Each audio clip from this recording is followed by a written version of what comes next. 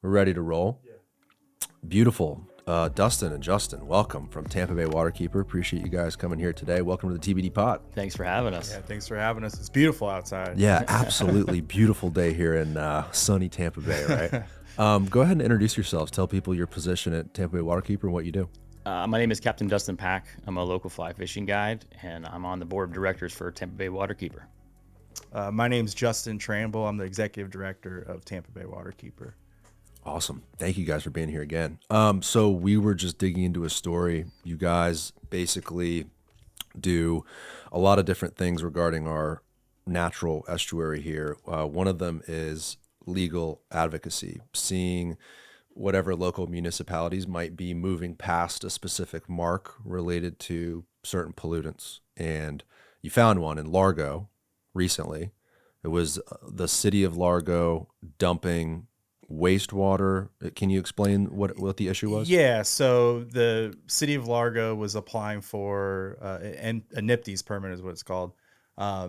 In their permit, they were requesting a credit for essentially dumping waste into a public or a private golf course facility and taking credit for doing that, I guess. They were requesting that in their permit that they would get nitrogen credit for dumping that water, that wastewater, which would allow them to, put more waste into the bay. Yeah. And so through sort of our review process, we've litigated against the city of Largo in the past. So our eyes are a little bit bigger on some of those partners that we've litigated against. And I say partners because, we work alongside them to make sure that, we get to where we want to go. So we've got big eyes on them. They, applied for that permit. It's not cool for a municipality or a utility to be dumping any waste into, private, land and then getting reduction credit for it. And so we wrote a letter to the Department of Environmental Protection saying that, you can't approve this permit with that language in there. And we were successful. Wow, that's great. And is that something so is this at the state level? You're sending this to the state? Yeah. So NIPD's permits it's a federal, it's a federal mandate, I guess, but it's managed by the state. So FDEP is who that letter went to. And it was us along with 15 of the other waterkeeper groups in the state of Florida that wrote that letter, signed on to that letter. And without you guys and the 15 groups pointing this out, would the state have caught Largo?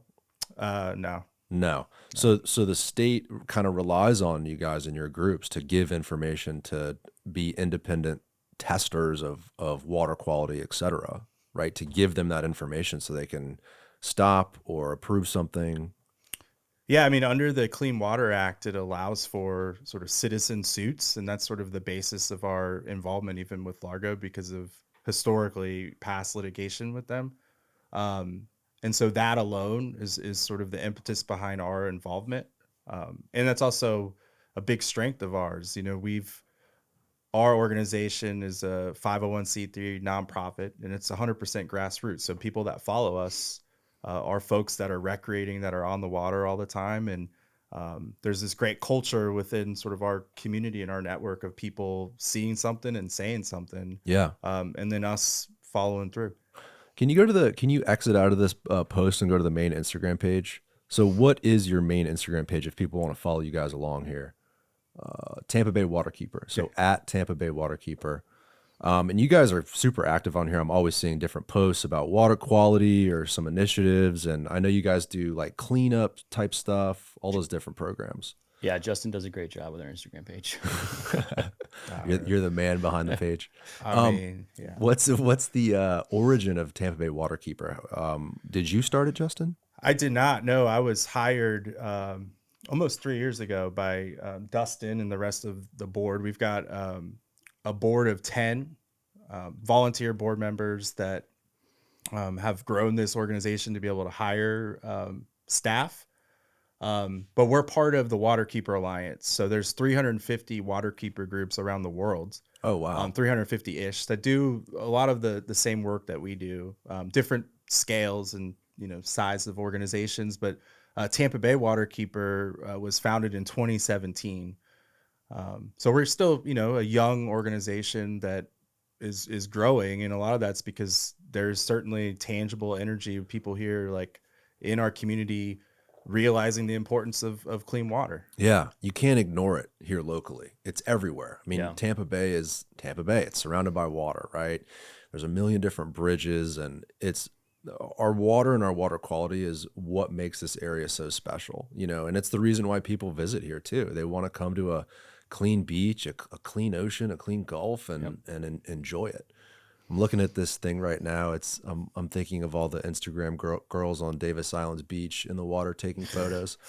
Growing up in Tampa, you never wanted to touch that water, and I'm sure things have not improved since then. But all those guys in sailboats, that's where they live. Where do you think they're discharging all their Right. In the Davis Island Basin. Yeah, that's exactly right. And I'm looking at the numbers here. Davis Island boat ramp. It's like every test is red, red, red, red, red, red, red. Yep. That's one of those things, though. I don't know what you can do about that. Those people live there, and they've lived there for many decades, number one. But number two, it's kind of an isolated pocket. I don't know that they're the cause of the water quality issues we have throughout the bay. They'll be the cause of your high sample testing in the basin. In the basin, right? But exactly. We have much bigger issues at hand.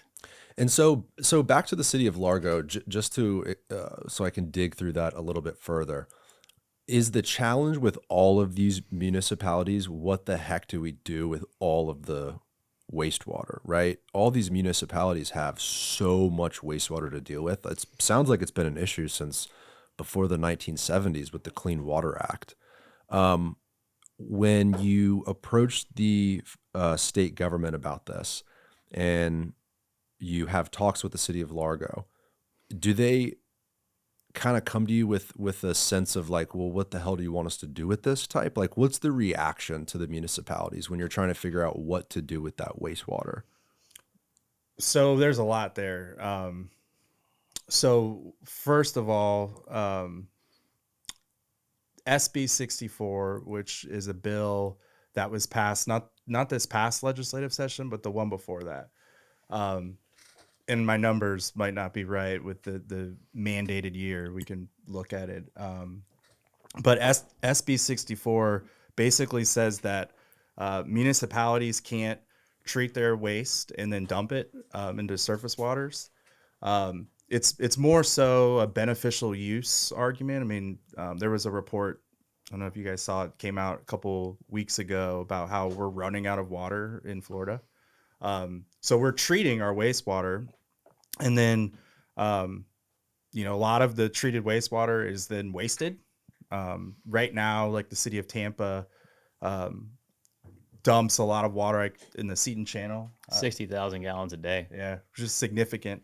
So that's the water we were talking about. Yeah, 60,000 gallons a day. So under SB 64, by the year 2032 or 2034, someone will fact check us, I'm sure, but municipalities under this state law will no longer be able to do that. There's no DEP has opined that there's no beneficial use of ecologically beneficial use of dumping that treated wastewater where they're doing it.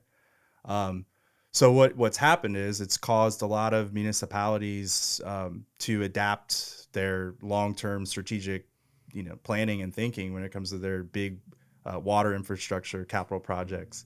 So that question is significant right now because municipalities around the state of Florida are going to be trying to comply with, well, what do we do with this treated wastewater?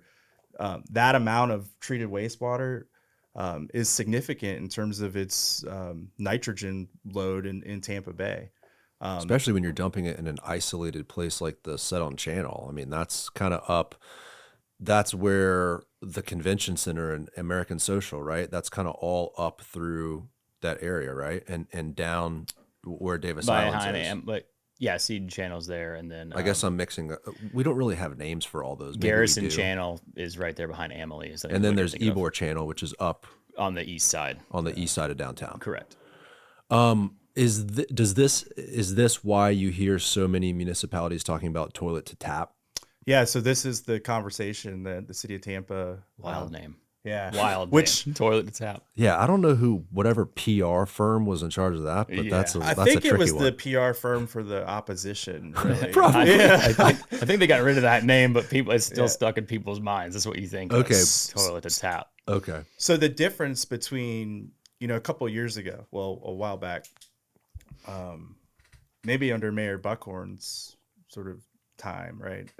This was a big thing, like that movement, which was coined toilet to tap. You can fact check. Well, I'm making a note because he's actually coming in 2 days. Yeah, I this wanna is talk a to him really about good conversation. So that, although similar, is different than what the city of Tampa, I guess, tried to do recently. It's sort of been politically killed or set to the side for right now.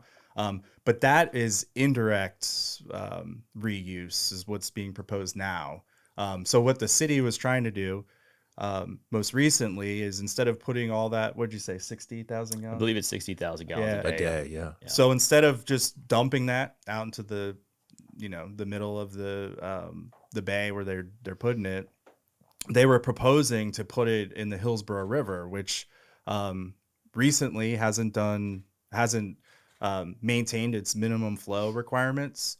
The city of Tampa was saying, okay, well, under SB 64, we can check the box of being compliant by not dumping this water, because it's a benefit. We have to remember the origin of SB 64 is to create more beneficial reuse of our treated wastewater. What they're doing currently isn't ecologically beneficial. So instead of putting it where they were thinking about putting it in the Hillsborough River, putting it in the Hillsborough River, which would then check, so not just the compliance of SB 64, would check the minimum flow requirements of the Hillsborough River. And then one of the main reasons why it had such political backlash is because where do we get a lot of our drinking water from? The Hillsborough River. Right. So indirectly, it would become, it would turn into drinking water. Indirect, right. Yeah, the poor flow from the river is coming from our demand for drinking water on the river. The aquifer can't keep up. Yeah. And I actually was at the Children's Museum this past weekend with my family, and they have kind of a really cool exhibit. I don't know who put it on. It's sponsored by, who is it? Does the city of Tampa own our own like municipal water company that, or how does that exactly? Well, yeah, probably Tampa Bay Water, which is sort I of like think a that's what it regional was. entity. Yeah. Tampa Bay Water put it on, and it's a really cool graph. But I didn't know that we have water from a few different sources: Tampa Bay, Hillsborough River, and the aquifer, And the Alafia River. Yep. I thought it was all from that green swamp up in the Hillsborough River. It's really not. That's where a portion of it comes from. That's where a portion of it comes we from. have groundwater, we have river water. A small portion of it is salt water that's made to fresh. I think it's something like 2 or 3% though. But yeah, your majority of your drinking water is coming from the Hillsborough, Alafia, Green Swamp, which is the start of the Hillsborough River. Right. Yeah, and they had the kind of a flow chart. It was an interactive, not a map, but it kind of like this. I don't know how to describe it, but it had all the different systems and where the water comes from, the different types of filters it goes through, et cetera. And the water from the aquifer goes straight to the area of this facility that filters water from the river, et cetera. So the aquifer water is like 10 times as clean, or even more so than the Hillsborough River, probably more than 10 times. Yeah. But it's interesting to me that, if we have to filter all of this water from the Hillsborough River anyway, right? It has, the Hillsborough River's probably always been a dark brown river just because of all the cypress trees, right? And all those. Yeah, and it's fresh meets salt. It's brackish water. It's right. Muddier bottom. Yeah. Right. So wouldn't it make sense to dump it in there since we're going to filter it anyway? Well, our organization's stance was that we are in favor of the municipalities trying to be proactive. And so there's a lot of different sort of variables, and the folks that ultimately were against it were more concerned with the emerging contaminants like PFAS and PFOA and pharmaceuticals that were in We'll the dig water. into that too. Yeah. Yeah. Because But- that's an Because interesting they don't conversation. filter out pharmaceuticals. Yeah. Yeah. Right. Our stance was that this, we have to be proactive. We are in favor of the municipalities trying to sort this out. There's a variety of different ways. But our stance was that, hey, if this is a way to capture this 60,000 gallons a day that is being dumped, that has significant, nutrients that are, adding to the bay. This is an opportunity to capture it, better treat it. So not only are we solving, the issue of not having enough water for, a growing population, but this is an opportunity to invest in our water infrastructure, to better treat our water, have safer drinking water, and have better water quality in the bay. So we're in favor of the conversation. There's lots of different, it gets super complex. Right. I'm not a scientist, so Yeah. but yeah. But so it's interesting that you're telling me this area doesn't have enough water. I mean, with the fires on the West Coast, they said the same thing. We don't have enough water. They live on the coast. We're surrounded by water. How could that be possible? Is it the way you have to filter it to get it to become drinking water? Well, probably saltwater intrusion is a big part of it too. I mean, And removing the salt water is super expensive at Right. scale. It's very hard to do. and we're growing like Right. more so than We need more every day. yeah. Yeah. Our population's outgrowing our infrastructure. Right. A lot. It had like Fast. a long time ago too. Yeah, like So we basically have 10 years to figure out how to not dump whatever we're dumping into Tampa Bay. And that's not just Tampa. That's the entire state of Florida has to abide by that new rule. yeah, yeah. So again, Boy. beneficial reuse is the name of the game, and then how we do it is where you get into the nitty gritty about, there's a lot of smarter folks in our movement that are more involved in the, trying to get better or more stringent regulations when it comes to emerging contaminants and that type of thing. That's where a lot of the complexities that exist in this argument are. And I'm sure that there's got to be new technology in this field too over the last decade or couple decades regarding filtration, or maybe a different municipality has figured out some awesome way to handle all this. We're unique though in that we do have this estuary to protect. Isn't it one of the largest in the world, if not the largest? It's the largest open water estuary in the Southeast. And maybe if you're in a place like South Dakota, rolling hills, you can just dump it into the ground and the ground will take care of that filtration for you. But Through like a wetland process. Yeah. But we're so low, anything we dump is probably going to come right back to our taps. And then we have to kind of figure out a way to filter And it so anyway. porous. And so porous too. Yeah, I guess that is the reason why it's a little bit of a challenging environment, because any water, wherever the water goes in our entire region, it's kind of all a part of the same pool. Yeah, I think that's part of it, along with the population to demand, and how much water is getting used and how much water needs to be treated. And then where that water goes, it's just overwhelming. Let's talk about those pharmaceuticals. Before we went live, Dustin and I were talking about Biscayne Bay, that estuary down there, and how bonefish had high levels of pharmaceuticals in the fish. Why would that be? So Bonefish, Tarpon Trust, and FIU ran a sample on the bonefish in Biscayne Bay, because bonefish in Biscayne Bay is relative to like our redfish here. That's their number one game fish. So they did a pharmaceutical study on their bonefish, had to take bonefish, get tissue samples, blood samples, and they found that you may be able to find it here, but I believe that one of the bonefish had up to 9 pharmaceuticals. It was either 7 or 9. Jeez. And it was very alarming numbers that they found. And what was found out was that your water treatment facilities, they treat it for numerous things, but they don't filter out pharmaceuticals. When you have pharmaceuticals in your system, whether people flush them down the toilet or you use them, your body only consumes a certain percentage of that pharmaceutical, whether that's 20% or 30% or 40%. It does not absorb all of it. So you more or less pee it out, and then it goes into the treatment facility. Treatment facility treats it for whatever they treat it for, but not pharmaceuticals, and then that gets discharged down there at the Biscayne Bay. So here in Tampa, after they found this 17 pharmaceuticals in a single fish. Sorry, I was way off. That's crazy. And they've got blood pressure medication, antidepressant, prostate treatment medication, antibiotic, pain reliever. Wow. So when they found that out, they wanted to do it all over the state of Florida. So BTT and FIU they did, I want to say it was like 10 different locations around the state, and they wanted to test redfish because overall redfish is the number one sports fish for the state of Florida.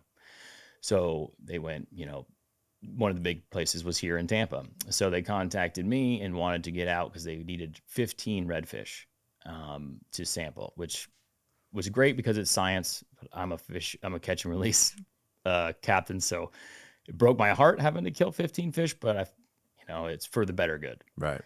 So anyways, we got the 15 fish. This was about 3 years ago. And then they did the same exact study on our redfish that they did on the bonefish and came back with similar results. And I want to say that the 7 number that I was thinking of was probably on one of our redfish. And yeah, like I said, it's beta blockers, it's pregnancy medication, it's blood pressure medication, it's painkillers. Anything that you can think of was pretty much found in our redfish. And so now that they've found that, what's the next step to study? Is it at levels that can be harmful to humans? I mean, tons of people eat fish that come out of the Florida waters. Yeah, I definitely can. I don't know if you Yeah, I mean, I think the partnership that we have with Bonefish Tarpon Trust and the partnership that Dustin has,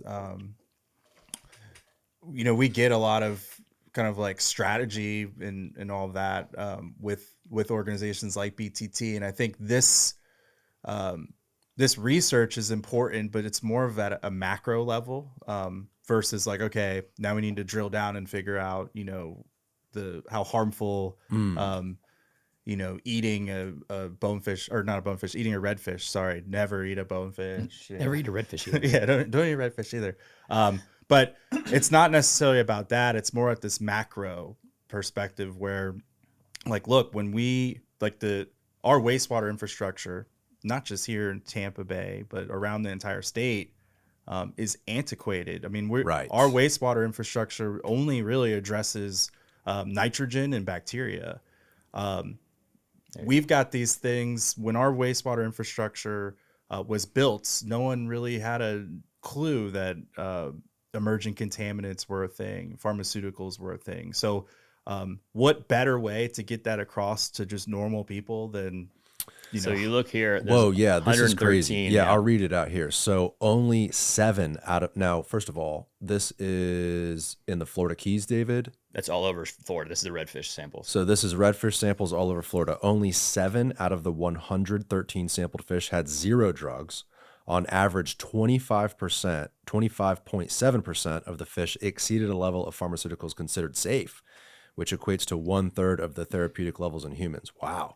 But to your point, it's not necessarily a question of, hey, is it safe to eat? It's more so, well, how the hell are the pharmaceuticals getting in the water? And clearly, whatever we're dumping into the water, the 65,000 gallons, all this Hillsborough River conversation, clearly it's not filtering out. Right. And the 2 highest locations in the state were Tampa and I believe Apalachicola. And Apalachicola is because the Mississippi flows right out of there. So a lot of that stuff's coming from Georgia. That's crazy to me because looking at that graph they had at the Children's Museum, it shows you, what does it say here?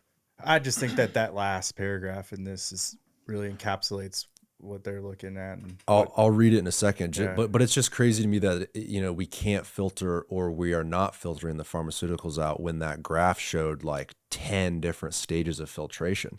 Like what infrastructure is really required to make that water pure enough to be dumped into the bay where you don't have this? I don't think there is one. And that's why you run these studies like this. So your city, municipality is aware that this is a problem. Yeah. If you don't run these studies, they don't know or don't care. So you run these studies to start that process of, hey, this is an issue. You need to either create or induce a filtration system that gets these pharmaceuticals out of the water. Which takes money, right? Right. And so Everything a takes big money. part of this is that, like, oh my God, there's, our fish are high.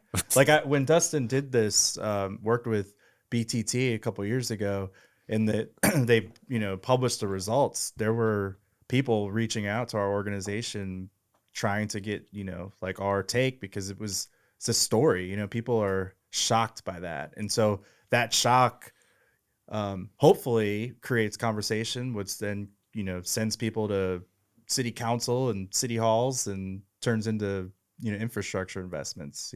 That's what they're going for with that. And so BTT's Vice President for Conservation and Public Policy, Kelly Ralston, she says Florida is a leader in addressing water quality issues and wastewater infrastructure, including converting septic to sewage treatment. The results of the study indicate that there are additional opportunities for improvement by retrofitting existing wastewater treatment plants with innovative technologies like ozone treatment. There's an idea to remove pharmaceuticals and requiring such technology on new wastewater facilities. So that's the focus of the effort. Yeah. Is what infrastructure do we need to put in place to stop that from happening, especially in line with these regulations that municipalities are going to have to comply with.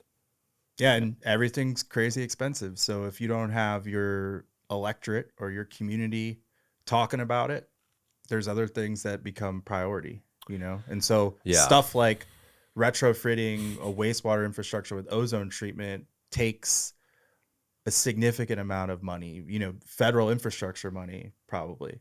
And that doesn't become a thing unless you have a movement of people that are concerned with this. And that's where, we feel like a lot of our role is at a micro level here in Tampa Bay, but communicating these things to recreators, people that are engaging with the water. 100%. Yeah. And to your point, there's such a fight over funds, right? I mean, it's like the roads need paved, the sidewalks need to be, there's a million different groups, organizations, political interests that need funding. And what you guys are talking about is probably billions of dollars, number one, but number two, it's not like a sexy new river walk, or it's not something people are even going to see. Yeah. And so I think that's an uphill battle, right? Is making people aware and trying to get that stuff done. It's so necessary, but it's not flashy. Yeah, I want to say the economic impact of, David, you can look this up. I don't mean to tell you what to do, but David's you're doing a great job, Dave. I think the economic impact of outdoor fishing in Tampa Bay, I believe, is $30 billion, $32 billion a year, which is just behind the Port of Tampa. I think there's a case of connecting our entire economic output to our natural environment. I even think it's the reason we have no state income tax, because people want to come here because it's beautiful, because of the water, because of the beaches, et cetera. And if you lose that, I think you lose a hell of a lot more than, what this article is talking about, 10 billion annually, recreational fishing, hunting, wildlife viewing. So maybe they would consider like those dolphin tours at the aquarium and all that sort of stuff. So the Tampa Bay Regional Planning Council, David, I'm not telling you what to do, man, but they've got this study that it's the valuation of Tampa Bay.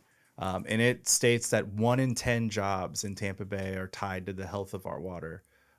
I think that that's conservative even, but think about the economic impact of 1 in 10 is significant. They have the data. And this is the Tampa Bay Regional Planning Council. So it's, scoped to Tampa Bay, to our community. And that's where I feel like we can start to make movement. Because I think, to your point earlier, I think prior to this conversation, we were just sort of chatting, getting the message out of just the folks that engage with the water, like to fish, is super integral in how we protect this watershed and how we, make it even better. And I think when you have stats like that, you start to have the ability to win over money, win over thought. It's not just like, we're not trying to protect water because we love to catch redfish. We do. But like, it goes deeper. I mean, everyone should, even if you've never picked up a fishing rod before, it impacts your pocket. It's taken this way out over on the St. Pete side, talking about like the Rays Stadium and funding and all that. A lot of the funding comes from the tourist development tax. Well, the TDC money comes from people coming and visiting, staying at the beach. 100%. It's all tied to money. Yeah, absolutely. That's the $32 billion report. Yeah. So this was more than 10,000 years, a healthy Tampa Bay has been the lifeblood of the region that bears its name. Today, a healthy Tampa Bay supports 1 in 10 jobs across the region, generates 32.1 billion in economic output. Wow. It's a lot of dough. Yeah. And if the bay is not healthy, not clean, stinks, that number drops drastically. So, I mean, it's like we were talking about it once it impacts somebody like myself firsthand. I see it, I know where hey, this person's discharging this or that. And I see this nasty water here or there. We're losing seagrass here or there. But the person that doesn't get on the water, not everybody that lives here goes on the water. Right. And they go from their house to their job and they go back home or hang out downtown. When those people are heavily affected by it, it's almost too late. Well, it says here that 58%, scroll up a little bit, David, 58% of the 32 billion is tourism and marine construction. 58%. So huge numbers regarding the bay. Yeah. Massive numbers. And then scroll down a little bit where it says real estate. To me, this is the big, I mean, I'm a real estate guy, right? But to me, so much of our economic engine is because people want to buy waterfront property, live near the water, enjoy the water. Most of the state's population lives on or near the water. That's the big thing to me. Real estate values are what they are because the water's nice. Right. It's pretty. If it stinks. If it's right. There's a million places around the country that have waterfront property that are not high value. It's high value in Florida because it's beautiful. It's clean. You can see manatees and dolphins. And I remember a few years ago when we talked earlier about that fish kill with red tide, 17.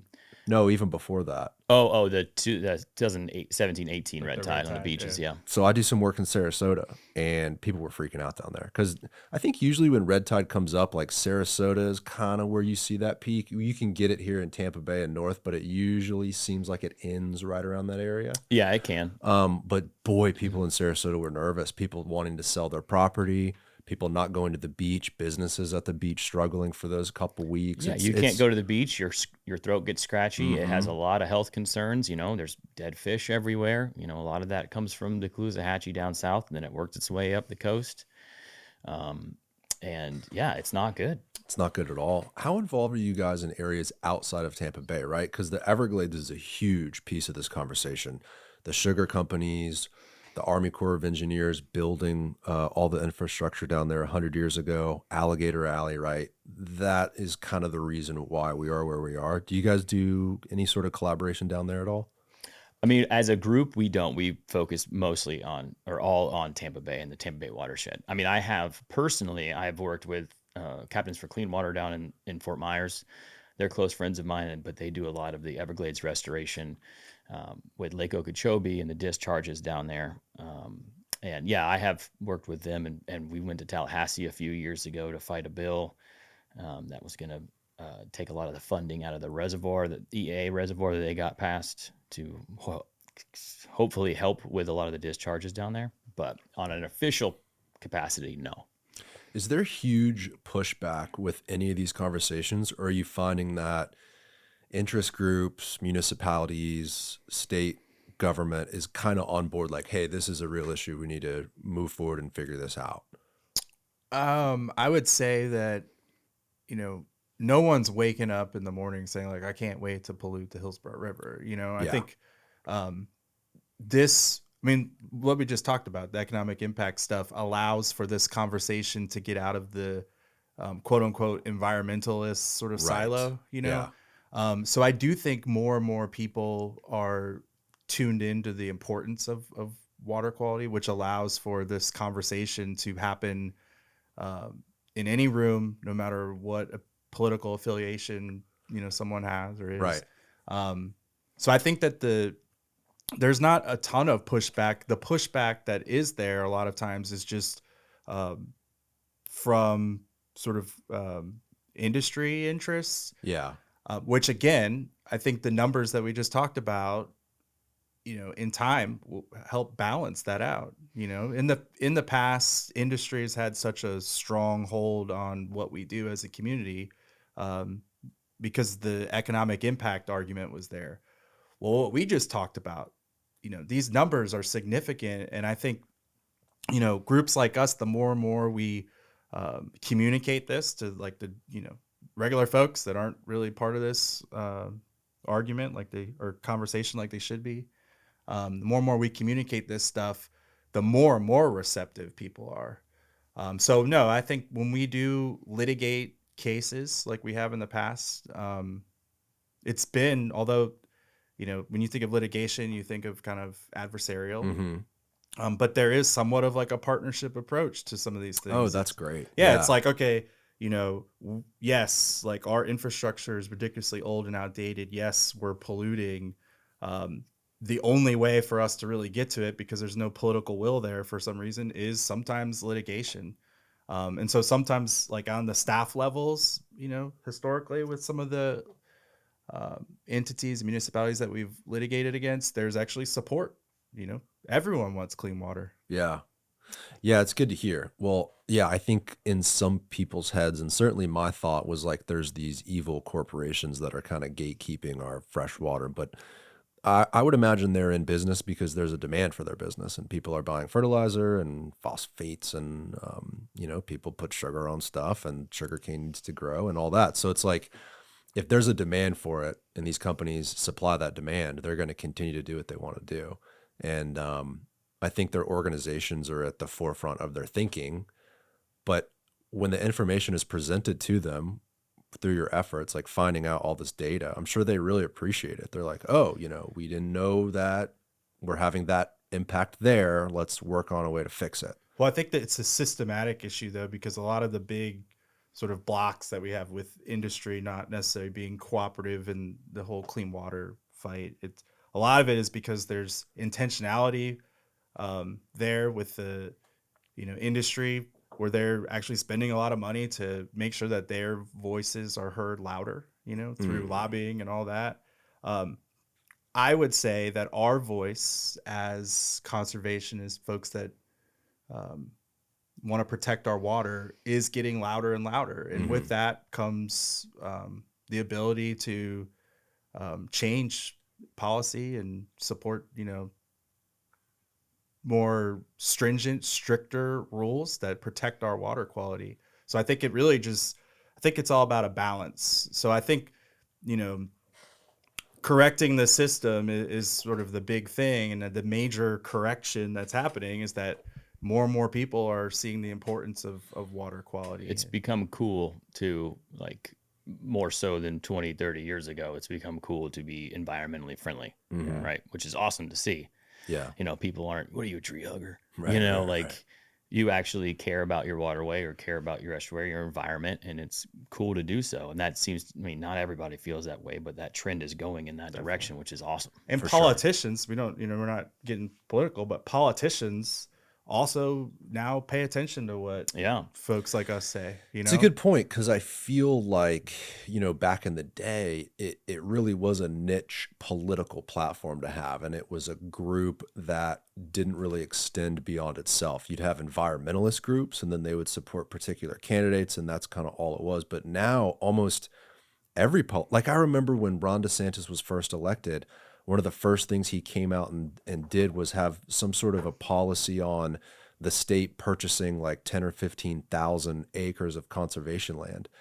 And at the time, this was 2019, Republican gets in office, typically the Democrats are pushing more towards environmental regulations and all that sort of stuff. And I think a lot of people in the crowd, it was at the governor's luncheon, were surprised because it was a Republican. And so my point is, like, it's not a particular interest group or a particular candidate anymore. It's like, now it's almost like if you are not a proponent of the natural environment, if you're a politician who is not has a sort of dedicated effort towards this stuff, it's almost like a negative thing. Whereas before it was like, you're just the environmental guy. Right. Now it's a part of everyone's campaign. Which I think is somewhat unique to Florida. Right. And I think there's hope there. A lot of times, we started off this morning talking about, trips to the Keys, right? And how we've seen things, in better state that they're in. But I do think that there's hope because, when you see that it's important for somebody running for office to care, or at least message that they care about water quality, that's big, because that means that it's on our community's radar. How we turn that into tangible, projects and tangible investments is sort of where the nitty gritty is. And Right. it's, where I think a lot of our role is as, an organization that fights for clean water, representing like our community, is connecting them to these things, connecting them to sign-on letters, call to actions, those types of things. Because people really do care. They just need the opportunity to get involved. The programs we do with the middle schools, elementary schools. Huge. Yeah, we work with kids. I mean, you can touch better on this, but we work with kids to teach them about what seagrass is and how seagrass works. And then they learn writing classes too, correct? Yeah. The advocacy element. So this past year, we a little less than 2,000. We've got an awesome program manager that we recently hired who does a great job with the middle school kids, where we're teaching them about, like Dustin said, seagrass and sort of environmental stuff, but then teaching them about how to write persuasive letters to their elected officials about the importance of those things, not just because I like the seagrass, but because of the economic impact of the seagrass and water quality. Teaching those kids how to write that, letter, drop it off at the, I think in St. Pete, we had 2 elected officials come to a middle school and the kids were handing their letters over. But that's where the good stuff happens. Like Right. That's the culture thing. It's that, being that like the catalyst organization that creates that culture change is a big part of what we do. It excites us to wear the Waterkeeper hat. Yeah, it's huge. We're saying with education. I mean, I didn't know anything about seagrass when I was a kid in elementary school or middle school. I didn't learn anything about that, but It was all about mangroves when I was growing up. Yeah, That I knew was about like- mangroves. Yeah. But I didn't know seagrass cleaned water and created habitat for fish and was the lifeblood of Tampa Bay. Seagrass cleans water. It does. I didn't know that. Yeah, purifies water, creates oxygen, and creates habitat for fish and crustaceans that the fish eat on. Yeah. Sounds like we need to plant more seagrass in Tampa Bay. We got to We got to fix the water quality issue first, because if you just 'Cause plant it'll all just seagrass, die. yep. Mm. Yeah, you poison your grass in your yard, you got poison, you put grass on it still, but you still got that poison, that grass isn't going to grow. It sounds like there's a real roadmap here, though. Like with everything we've talked about, it really does. Sometimes on the show we'll talk transportation or whatever initiative it is, and there's always a weird kind of in between impossible choice. It always comes down to money, and this comes down to money too, and funding. But with this, there's a clear answer. It's like, hey, quit dumping pollutants into the bay. You've identified all these different pollutants. You know that there's pharmaceuticals in the fish. We need more seagrass. Like, there's a real roadmap here. It's just really nice to see that finally we found something on the show that has a somewhat direct path, that a lot of people are aligned with. I guarantee we're not going to get any comments about, this is a bullshit idea, we need to keep dumping the sewage in the water. It's like, Do you get a lot of those comments? maybe, who knows? We're want more often sewage. surprised by our comments here, so we'll see what happens. Social media is wild, man. Most people are agreeable, But to your point, though, there's a template for success. So we're not recreating the wheel. In the 1970s on 60 Minutes, there was a scientist that went on the show and declared Tampa Bay dead. When I do these, public presentations, I showed this picture that the Tampa Bay Times had of blue-green algae just covering the flat, like out in front of. It's in the kitchen. Yeah, the kitchen. We've come a long way, actually. Mm-hmm. Water quality right now is actually better than it was during that time period, like in the 70s.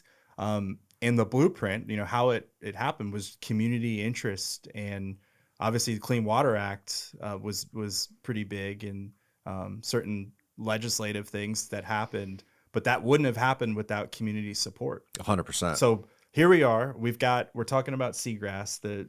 Our partners at the Tampa Bay Estuary Program do a really good job monitoring seagrass in the bay. Shout out Maya. Yeah. The whole crew over there does a phenomenal job, and we help them. We participate with some of the seagrass monitoring. But in Old Tampa Bay, that's sort of ground zero for our seagrass loss. And so although we're better than we were in the 70s, 2016 was actually the peak of seagrass totals in our bay, and we've declined since then, and a lot of it's because of what's happening up there. And so this conversation and these questions about, well, how do we significantly reduce the nutrients going into our water, it's super pressing right now. And to your point about hope and sort of like joking about it, Mm-hmm. we've been here before. Right. And it took groups like us, like our partners, you know, with the community behind, which is the driver, forcing this change. Yeah. So here we are. Yeah, putting the information out is so important, and that Clean Water Act era in the 70s inspired like future generations. I mean, people still recognize those efforts back then. Kathy Castor was on the show. I think her mother was the one locally that was initiating all that stuff, because I remember she talked about when she was a kid seeing her mother on 60 Minutes. Yeah, that's cool. So I don't know what her mother's position was, but instrumental in some way. But then look at her, right? Like, she's been in government for a couple decades. She's been pushing for clean water because of the inspiration of her mother, right? It's like when you teach children these things, like to your point about all these things at the middle school and what those kids will grow up to be, you can't forget that. If those kids don't appreciate it when they grow up, we're just going to be right back where we started. You know, so what other kind of initiatives do you guys group up and get together and do? Working with kids? I know you mentioned cleanups of some sort. Yeah, we do cleanups every once in a while. Our biggest, all of our money comes from memberships, grassroots, and we have events. We have the biggest redfish only fly fishing tournament in the country. And that's we use that as advocacy as well for Waterways. So we have, how many people show up to dinner? 200? Yeah, like 250. Yeah, Nice. we have it's 2 days, a big awards dinner. And then we use the podium. Obviously, we do raffles and awards and everything, but we also have a speaker every year that specifically talks about water quality issues. And like last year, we had the biologist who fronted the pharmaceutical study. She did the entire speech about that. But yeah, we do a bunch of events, a bunch of, I don't know, maybe you can touch on that more about. Yeah. Patrol program, which, oh yeah, you did a lot on. So yeah, we have a patrol program where you can, if you're on the water, we have a sticker with a barcode on it, and it'll take you to a page on tampabaywaterkeeper.org, and it gives you a laundry list of phone numbers and websites to go on. So if you see an oil spill, if you see an algae bloom, if you see a fish kill, if you see anything like that, you're like, oh, it's right here, right there. Who do I call? Like, you don't know, like Googling, that's not easy. So we created a page where you can take a picture of that QR code if you have it on your boat somewhere, and it'll take you to that page, and it'll say, if you have an oil spill, call this number. If you see an algae bloom, call this number. If you see a fish kill, call that number. If you click on the report pollution, top right, yeah. Very cool.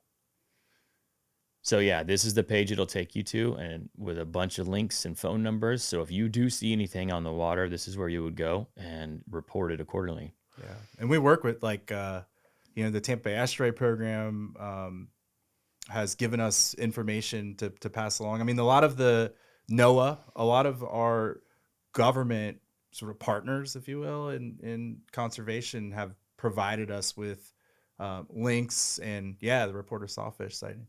There relevant. You go. Yeah. So it's really cool. It's, big picture, we think that, our role is connecting the recreators to some of these issues. And this program, we've given out, I think, close to 2,500 of these QR code stickers, which is pretty cool because people are requesting them. So like, you're going onto the website and you're, giving us your address, we're mailing them, or at events, that type of thing. But people, John Bull at the tournament the other day, I saw he posted a picture of his boat, a guy who fishes, who's supportive of our organization, and he's got the QR code sticker right on his boat. Perfect. Yeah. And I mean, it's a great thing because biologists, scientists aren't on the water all the time. Exactly. They're not in every inch of the water all the time. Guess who is?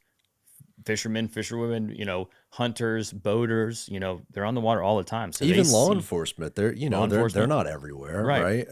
Leave it up to the people that are enjoying water recreation to be the eyes and the ears. Yeah. Anytime we see, unfortunately, see people that destroy mangroves a lot of times in their backyard, report that, because that's highly illegal, because they want to see the view of the water. And then the hurricane comes and their house gets flooded. And they wonder why. Because they got rid of their mangroves. I was driving up Bayshore Boulevard a few weeks ago thinking about mangroves. It was, this was after the hurricanes. Maybe it was a couple months ago. But I was just thinking, What if you redid Bayshore Boulevard? To put mangroves up in Yes. it? Oh my God. Mangrove habitat from Gandy all the way up to where we are here, which is basically downtown. And you could do it off in sections, open up some areas, have some areas closed off with mangroves. The other thing too they're doing, and they do it in my neighborhood, is they window the mangroves where you can keep that root layer down. You have all the barnacles and the fish and the crabs enjoying that ecosystem down there. You have, call it 6-8 feet of windowing, and then the leaves on top. So it's like the best of both worlds. You get the view, and then you also get the mangroves. And I was thinking, man, Bayshore Boulevard, that's a lot of habitat right there. do it. A living shoreline on Bayshore would be, that would be awesome. Yeah, and with a living shoreline, through the permitting process to put in a living shoreline, you build in your maintenance. And so it's not like when I used to work at a municipality, we were going through the process of putting a living shoreline around a golf course, right? And the people that were opposed to it because of the view. Well, when you're putting in a living shoreline, you build in the maintenance and the permitting process, and then you're able to maintain it. So that would be just a gigantic pretty win. sweet. And seawalls when you got hurricanes, and God, mangroves do so much more than seawalls. So much more. And they're so much prettier, and they create habitat, and they just absorb waves. And I think that's the seawalls selling don't. point. I think you can tell all the people that live in all those neighborhoods and the people that live on Bayshore, like, hey, this is going to help mitigate some of that storm And water's surge. only getting higher. That's exactly right. So I think it's a good move. and it's natural. And As of yesterday, we have a new president who wants the cleanest water. Maybe what we do is we take the proposal to the new administration and we say, hey, look, this is going to be an incredible thing for our country, incredible thing. Have you guys done any sort of stuff like that, like trying to get grant money down here to fund? Because a lot of the stuff is so expensive. We will sign on to any letters that if a municipality, and we've done a few of these, comes to us and says, hey, we need community support for, a grant that will help us update our wastewater infrastructure, we're going to sign on to it. Mm-hmm. So we, through that way, we support large funding requests. That's awesome. Because everything I've looked at through the show, the answer I have, and I've kind of come to find out is, locally, we cannot handle a lot of this stuff.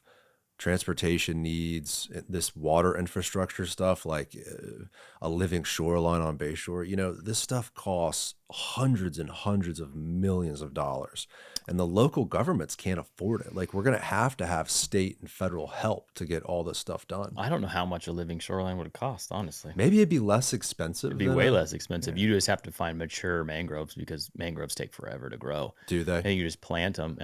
Now the water level there, I don't know. I don't know if you'd have to look into it, but it would be. I would love to do it. I don't know if you know Whit Reamer with the city. Yeah. We've talked multiple times. He had the idea of doing living shorelines up and down the Hillsborough River as well. Love it. I don't know where he's at with that. I was a huge advocate. I was like, yes, let's do that. They put over please. by armature and stuff. Tom Reese's company. Oh my God. What they've done at the spring there, where Eulalie is so phenomenal. Isn't that wild that somebody covered that up? Crazy. What? I did a presentation the other day at the garden club, and they were talking to me about how there's natural springs on their property. Well, Palmacia Spring. The Crest building downtown that's abandoned. There's a natural spring underneath that, and I believe it's flooded underneath, right in the basement. I heard. Yep. Isn't that wild? David, we're gonna treat David like Chat GPT talking about. David, you better look this up. Can you look up the Eulalie Spring? Because I want to show people, if you're listening and haven't checked it out, It's beautiful. It's just an incredible area where you feel like you're in Native American Florida. You just imagine it looking like this thousands of years ago. The clarity of the water and the grass and the fish, and just this is such a beautiful representation of what our entire shoreline could look like. You can absolutely have coexist walking trails, people on bikes, human infrastructure with a natural environment. I think the idea that those two things can't go along is ridiculous. Especially from a funding perspective, because in the municipality's capital improvement plan, they've got millions of dollars budgeted for some of this infrastructure, which can be reimagined. It doesn't have to, right? That same amount of money that you're spending on a seawall that has no ecological benefit, you can spend that same amount of money and have something that has more ecological benefit. And it can be hybrid. It doesn't need to be like we're turning all of our infrastructure into green overnight type of thing. That's not necessarily realistic, but being more mindful of, more of a natural state. Yeah. And recognizing that things don't have to move forward as they always have. Like, David, hit the before picture right under the one you're clicking on to the left. Yeah, right there. Look what that looked like before. Why do we have to take, let's say, $5 million if the budget was that? Why do you have to take $5 million and rebuild it the same way? Yeah. Why can't we reimagine things and push the narrative and do things in a smarter way for the future? Look at the difference in these two photos. I mean, it's kind of shocking, really. Yeah. Yeah. And I mean, the fact that I don't know what year it was they filled it in, but to fill in a natural spring, and then one day, I guess when the ukulele was built, maybe they were like, hey, you got a natural spring next to your restaurant. I'm pretty sure the story goes that it was all owned by the city, and they I think they allowed the the restaurant group, 1905 restaurant group, to take that over and then cut some sort of a deal. But I think the city did that in the 1930s or whatever it was. With all of the redevelopment that is happening, which through like an environmentalist traditional lens, you think of development / redevelopment is not good, right? You think that's just being transparent. Right. Like it's almost like we should mandate that any development or redevelopment has some sort of, positive, more natural state sort of approach. Like, okay, well, if you're going to redevelop this property, we need green infrastructure. Right.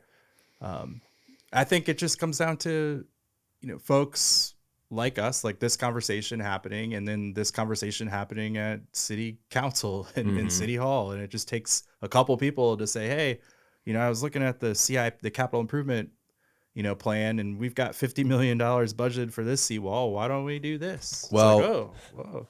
So look up David Haskell. I think that's the name of the company, Haskell, West Riverwalk. And I think you, Dustin, messaged me when I put that post up about the West Riverwalk, and you're like, I hope it includes living shorelines. And I said, oh, it's in the plan. Yeah. The problem with the plans is they put this like sexy thing out there with a big price tag, and then it gets whittled down with politics. Yeah.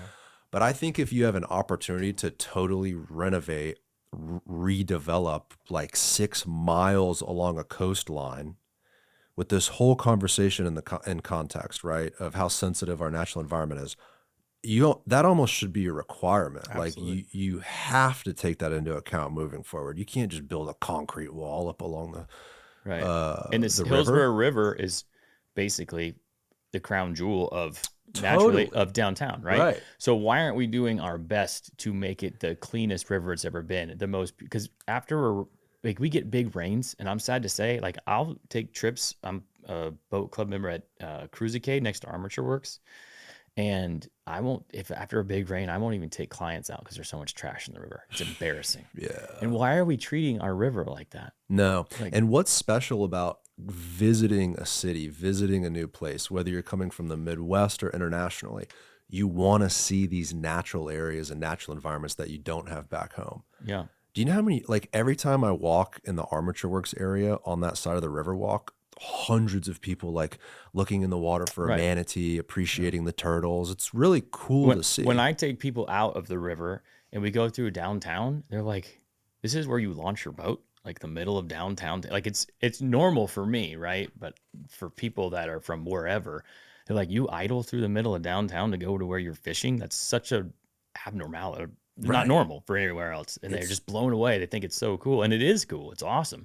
But we also have to treat our river with respect and clean it and keep it healthy. And, we've talked about some of the problems and the pollution in Hillsborough River, and look how large this section is. We have the opportunity to redevelop into a really thoughtful way, basically from, Platt Street all the way up to past the That's Boulevard Columbus. Bridge. So you're talking about a few miles of river. Which right now, actually, interestingly enough, there's some sort of algal bloom happening in this area. like Yeah. right here that we're. Well, David, pull up real quick. Just type in Google West River Walk, Haskell. I think that's the name of the company. But the reason I want you to pull it up is because in their renderings they had living shorelines. Yeah, I saw some pieces of it. Yeah.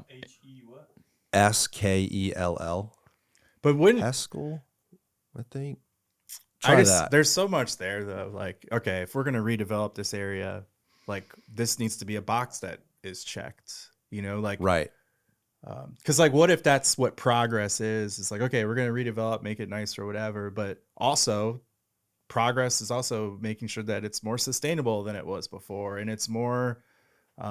Yeah. Do people want to walk up and down Riverwalk and see garbage floating up and down the river? so. Like, Right. No one wants and that happens all the time. all the time. All the time. It used to be worse too, like you guys have been saying. I mean, my dad grew up here. I remember when he told me when he first got his scuba license, they went for their final checkup in the Hillsborough or in the Tampa Bay, and he's like, I couldn't see shit. You know, it was like way worse. It's bad. It's still like that today. It's better than it was, but I think we still have a ways to go. I mean, yeah, like I was saying before, it's almost embarrassing. I mean, it is embarrassing it is embarrassing. with the trash, especially after big rainfall. And I mean, I don't know.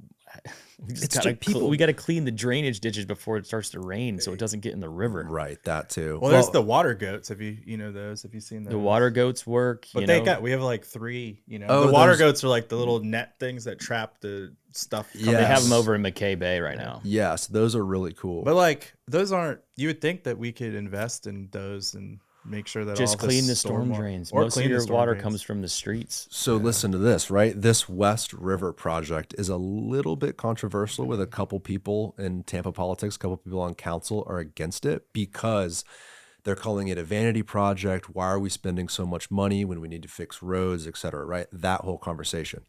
We talked earlier about how selling ideas and getting people on board is such a big part of this. This conversation about a living shoreline, the reasons why this is important would help sell this project and move it forward. So is that the living shoreline? So apparently that's it. Is that right? Blake? Where's that? That is Blake High School. So that's literally across from Armature See, Works. that would be awesome. That would be be awesome. incredible. I wish we would do it all the way up and down, but I'll take whatever we can get because, like I said earlier, it's going to prevent erosion as well over time. Like that's what those trees do, and they So- create habitat. Floating wetlands, seawall tiles, a living dock, living shoreline, native plants, multi-use path, lookouts, seating, educational signage. This is like y'all's dream. I Yeah, mean, like City of Tampa, if you're listening to this, that you get rid of any part of this, please don't let it be this part. Like even make it longer if you can. critical. That's awesome. Critical to the health of the river, but also when people come to Florida, they have a certain expectation. You kind of talked about that, Dustin, where, you know, when they go out and it's not the way they imagine it in their head, it's a negative impression for them. And you know, how easy would it be to create something like this and people come here and, hey, maybe the weather's bad, but let's, I don't know, figure out a way to find time to go for a walk or something like that. And you get to experience it right here downtown. It's Right. like the coolest thing ever in my head. Scroll Yeah. down, Tyler. I mean, Or, the only little David. piece of that we have right now on the river is pretty much Yeah, USF look at Park. Look at that living shoreline. So they would actually extend it. What would that be? 30 feet. You'd have 12 feet of a path, like a sidewalk. Wow. So you'd actually grow the shoreline out, make it larger. I like that. It's fantastic. Yeah. And maybe, you know, this in combination with everything we talked about, where you filter the wastewater and you plant more grass, you know, maybe one day we can get back towards like a more native estuary. I mean, How it once was. How yeah, it 'cause once seawalls was. don't, like I said, seawalls don't do anything. It's like, oh, hey, come to Florida, spend all your family's money that you've been saving up on, and then you get here and it's like, oh yeah, we bulldozed all this and put a wall. damn, they had a lot of living shoreline in this. It's actually the whole thing, really, from what I'm looking at. So I feel like as an organization, this is an arena that we've been starting to get into, but we've got a significant audience and scope to Tampa Bay where things like this, I'd love for us, and I think it's part of a strategic plan of ours to be more involved in these Yeah. sort of projects, even if it's like a letter of support saying, Right. this is what we want, not even, not even a letter talking about the development, but like if this were to move forward, this is a piece that we would want in here. I think as an organization, we could do a better job connecting our folks to these types of things. 100%. Yeah. Just cool. I think it would be critical for you guys to be involved and say that, you know, when Tampa City Council's discussing kind of how to build this out, I think it's so critical for you guys to have that voice and talk about why this is important. I'd love to be involved if they'll have us. And we'll just show up, right? Like you said, a letter or council, like whatever it may be. But I just think it's critical. I think a lot of people would agree. I really do. Yeah. But again, if council or the public or whatever, if you're not thinking about it, and you're only thinking about the river walk as a pathway along the river, maybe you're just, it's not in your head to do something like this. And to your point, maybe it's just as expensive or less expensive to do it a more natural way rather than steel and concrete and kind of like they've done on the east side of the river. Yeah. I mean, I know from previous experience, you know, when you do a cost benefit analysis, it makes sense in most cases to do a living shoreline. With the seawall, you'll have to replace it eventually. Right. You know, with the living shoreline, you have to maintain it, but you don't have to replace it. It just looks like shit, though, when you're driving up on a boat on the Hillsborough River, kind of at that crest, moving into downtown under the Platte Street Bridge. All those rowers over the last few decades spray paint the graffiti, which to me is like, I think the graffiti's kind of unique. Me too. And I think in the new West Riverwalk, they should somehow incorporate that art as like an homage to that. Yeah. I mean, it's not any worse than a gray, dark, old wall. Yeah. You know, if the you're going to wall's in terrible shape. It looks so bad. It looks bad, dude. But yeah, I like this conversation a lot. This is something I'm going to follow along with. I think it's critical to have a living shoreline along this Riverwalk. The cool part about this is a microcosm of sort of what's like these conversations are happening within like our region. All, you know, there's a lot of redevelopment happening, and making sure that these types of elements are a part of it should be a responsibility of our local governments, you know. So however we can communicate that to our municipal partners, we will, or we should. But this should be part of the, you know, when we look at, well, what type of Florida do we want to have in 50 years? Because this is kind of what this project sort of, you know, projects like this change what we end up seeing, you know, in parts of the river in 10, 15, 20 years. And so being more intentional about what we want Florida to look like is important because we've changed it so much. Well, I think them even proposing this in the design phase is an important recognition of, you know, clearly this organization that's been tasked with designing this understands it and recognizes it. And what we were talking about earlier is like maybe 30 years ago, groups like yours would have had to really push and push and push to even get them to design and accept this. Whereas now, kind of without your direct involvement, like they're just putting this out there for us to see and be. I think we've influenced the river and stuff so much that they realize that it's not healthy to do it the way we've been doing it. I totally agree. You know, 100%. So no gray seawalls, you know, more natural landscapes. Which, so to your point, you know, I haven't seen like the RFP or RFQ for this project, but I bet that there is intentionality behind it. Like when the city put this out, you know, maybe that was a requirement, which I think is important. I love what they're saying too about how it's an extension of the park, the river connecting seamlessly to the park, you know, whereas in certain parts of the Riverwalk, if it's just a seawall and like a walkway, it's kind of like, I don't know, you're downtown and there's the water. But with this living shoreline, it's kind of an interesting like gray area where the city is connected to the natural environment in a more seamless way. I think that's interesting. They wrote that in there. Scroll up, David. What part of the park? Are they talking about Julian B. Park? That must be... no, scroll down, David. So this is the park where the Publix is downtown in the Selman Expressway. Okay. Which is totally underutilized, right? If that could kind of become a park / living shoreline. Yeah, because across the street from that, the USF Park is the only living shoreline section besides those little pieces by Armature Works. Right. Yeah, exactly. Well, this is exciting. Super cool. The last thing I wanted to talk to you guys about, and then we can split, Hillsborough River O Green Fest. I think that's how we initially got connected, Dustin. I think I DM'd you like, what the hell's in this chemical? What are they doing? And you've actually looked into it, and you've looked at the chemical, you've looked at the company that makes the chemical, at how much, parts per million or whatever is harmful to the water, and we're exceeding it. Yeah. So it's called Bright Dyes, I believe. It's a powder. The city spends about $16,000 in. I can't remember the exact amount. It's an exorbitant amount of chemical powder. And by the chemicals website, it's actually tracer dye. It's used to find leaks in water systems.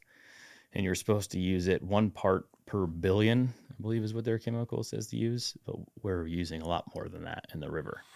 And so my initial reasoning behind this was, obviously I love the Hillsborough River.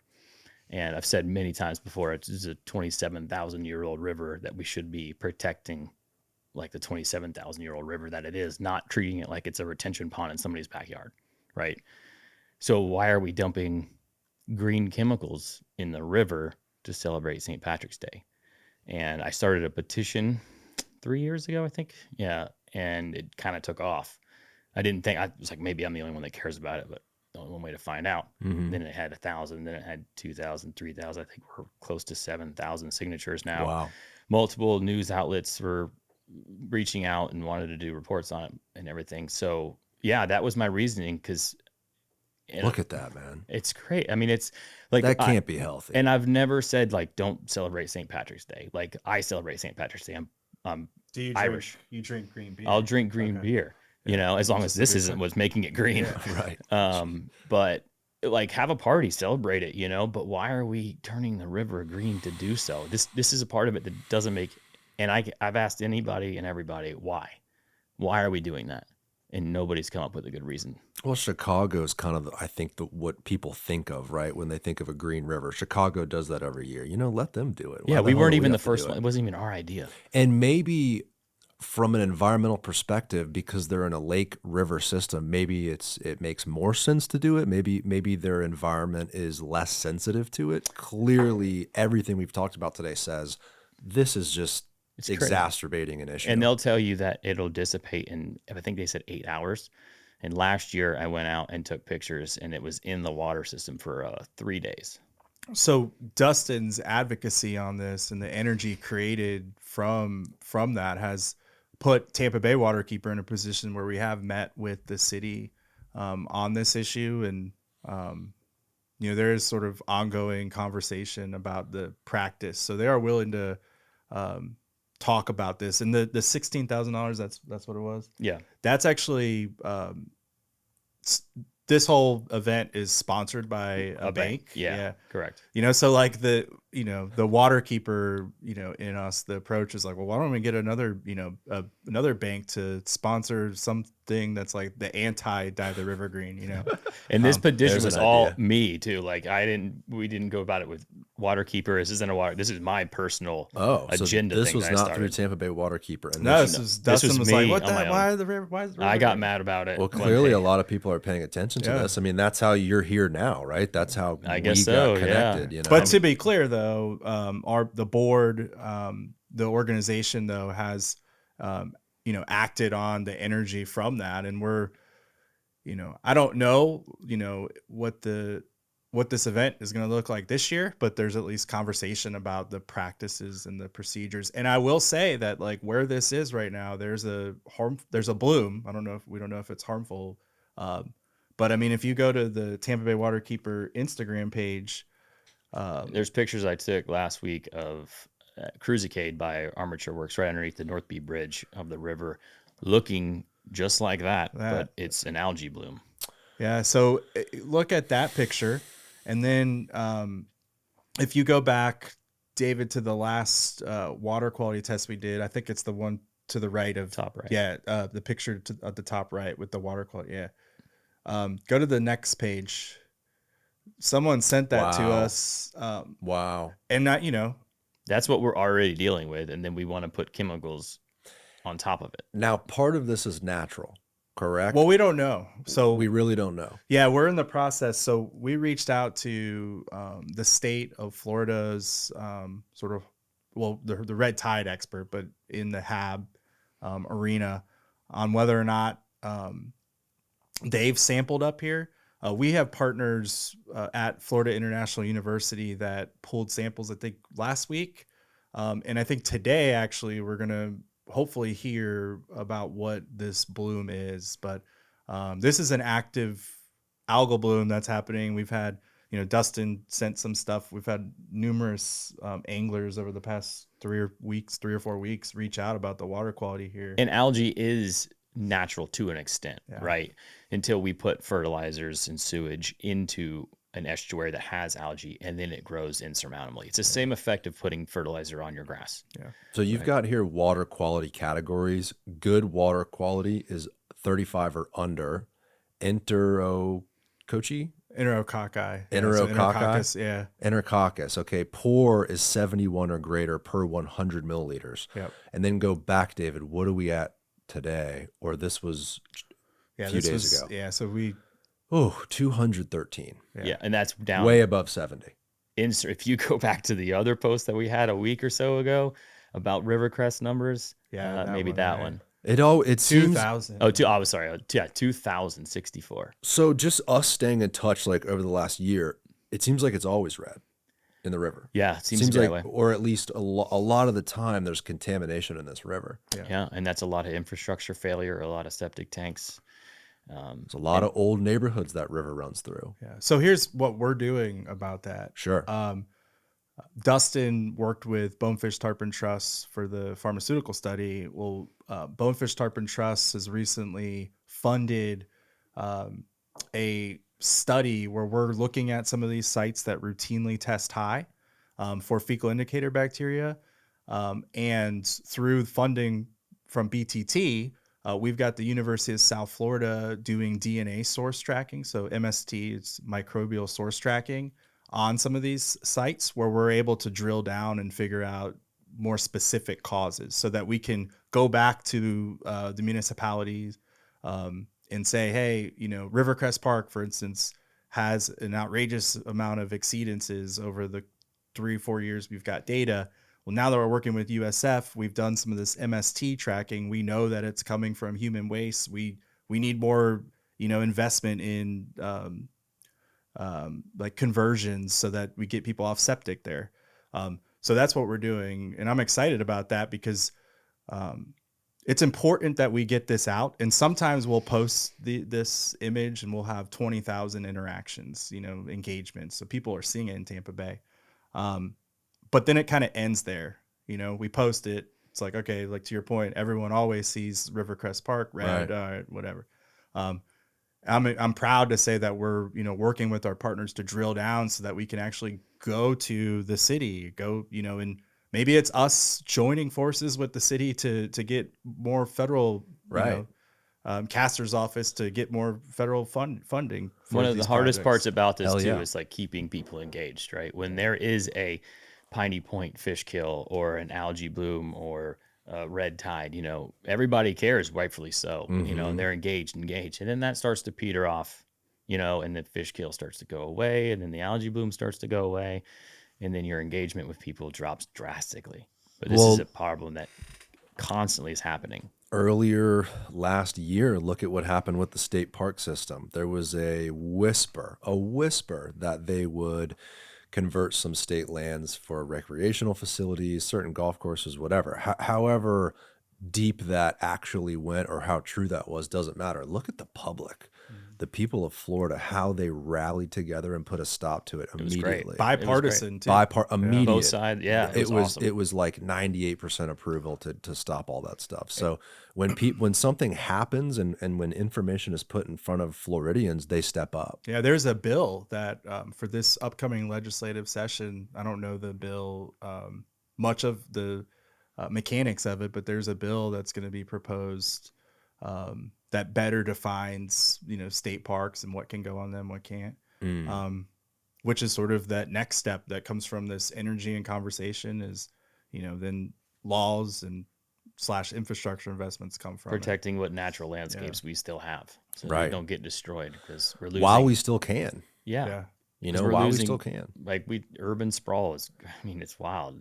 We're losing mile by mile or acre by acre every day. And we can't stop people from moving here, but we can certainly set expectations and force people to comply, and force large corporations all the way down to individuals fertilizing their lawns. Like it's from the bottom up, really. Yeah. I mean, I think we were talking about, earlier, a lot of people maybe imagine, these big corporations doing all the polluting, but when you have, I think we're up to 4 million people that live in the Tampa Bay area now around this estuary. Man, that's the responsibility of each individual to make sure it's clean. It's not just the businesses, the corporations. No. It's everybody's yard. It's everybody's pollute. Everybody has a piece of it. Yeah. And you can do what you can to. I mean, even with not even the pollution. Well, not the fertilizer part, but the plastic waste part. Like me and my wife, we don't use any water bottles. We bring containers to restaurants for to-go orders. Little things like that. That doesn't have anything to do with the fertilizer stuff, but pollution in the river and pollution in the Hillsborough River or the Alafaya River, plastic pollution, that could be limited by just little things like that.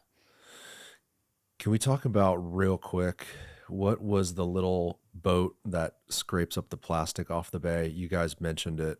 The litter getter? The litter getter On the river, you mean? on the river, but then there was something else I think you mentioned too. It's like some sort of boat that grabs it has a net, you said. A water goat. Water goat. It wasn't Yeah. a boat. No, yeah, Oh. water goat.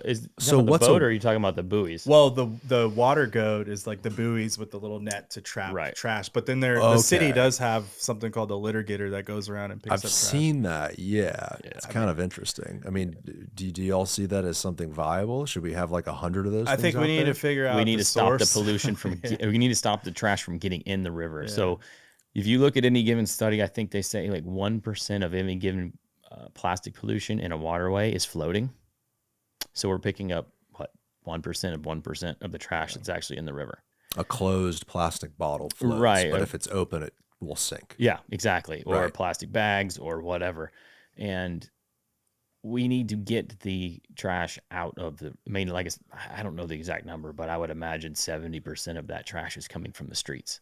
So this is from great, roadways. but maybe you could say it's a little bit of a distraction from the real issue, which is who's doing the polluting. Is it people just tossing stuff out their window? It's a Are there culture. larger offenders? Is it cultural? Yeah, I mean, we put you go to a grocery store and it's like, you want to bag that bag that's already in a bag in this bag, and like, bro, it's like, come on, man. It's crazy how many. I mean, we bring our own bags to the grocery store too, and they're like, "You want me to bag?" And they'll still take our bags and they'll put them in plastic bags to put them in our bags.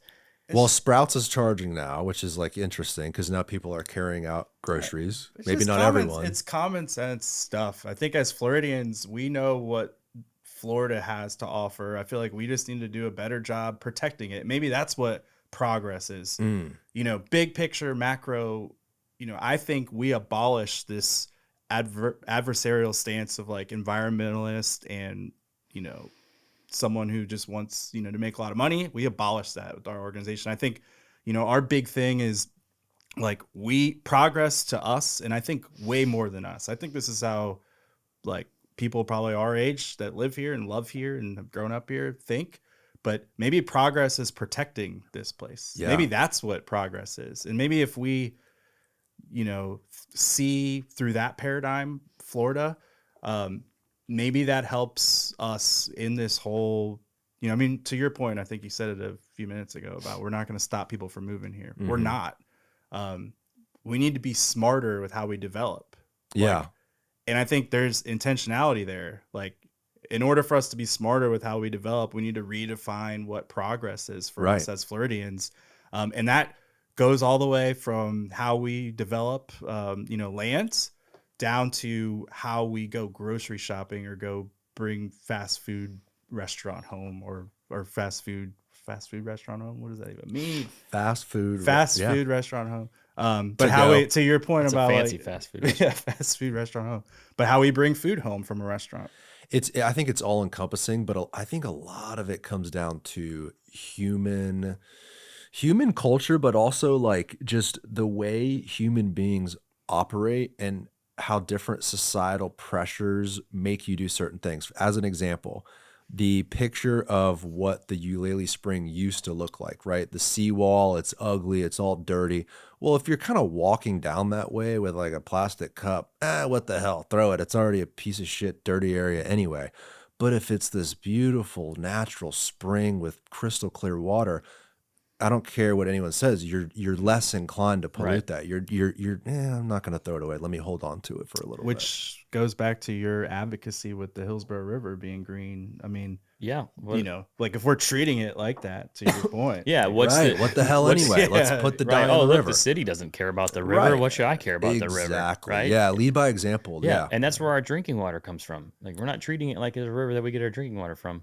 That's so true. Yeah, especially coming from the local government. They should be the ones that, you know, have the highest example so that people feel like, I mean, the fact that that's our drinking water needs to be said more. Just that fact alone will probably make people, I don't know, not pollute it. Right? Yeah. And I mean, it's tidal dependent. It goes up and down the river, all but down. It stays in there. Like I said, we did aerial photos and drone photos, and we had it in there day 1, day 2, day 3. Maybe day 4, but I believe it was 3 days. It was still in the river, all through Seed Channel, everything. That's mainly where it goes and stays, right behind Amalie Arena, and it Just sits gets there, gunked up sits right there. there. My buddy Tim lives over there, and he'll take pictures, and he's like, "It's still here."